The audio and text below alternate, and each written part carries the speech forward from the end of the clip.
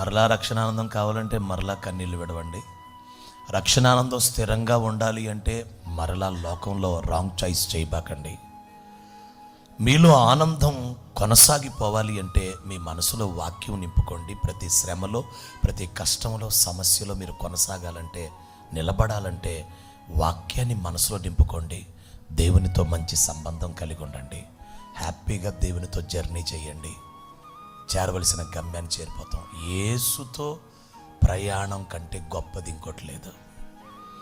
Journey with Jesus is the greatest thing in the world. యేసుతో ప్రయాణమే గొప్పది.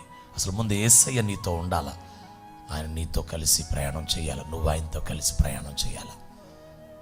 ఒకటే గుర్తుపెట్టుకోండి, నిరాశలోకి వెళ్ళిపోయి, నిస్పృహలోకి వెళ్ళిపోయి తిరిగి వెళ్ళిపోదాం అనుకుంటున్నారు. పిలుపులోంచి, దర్శనములోంచి ఇంకెందుకులే మన బతుకు అని అనుకుంటున్నారు. యేసు వెంట తిరిగిన 3.5 సంవత్సరాలు యేసుతో ఉన్న 2 శిష్యులు, కానీ ఎమ్మాయిము గ్రామమునకు వెళ్ళే మార్గంలో యేసు వారికి ప్రత్యక్షమై ఆయన వారితో కూడా నడిచెను.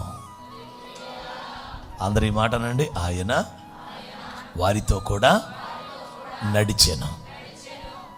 వారు ఆయనతో నడవటం కాదు, ఆయనే వారితో నడుస్తున్నాడు. నా వైపు చూడండి. ఆయన వారితో నడిచిన తర్వాత వారు మరణించే వరకు యేసుతోనే నడిచేవాళ్ళు అయిపోయారు.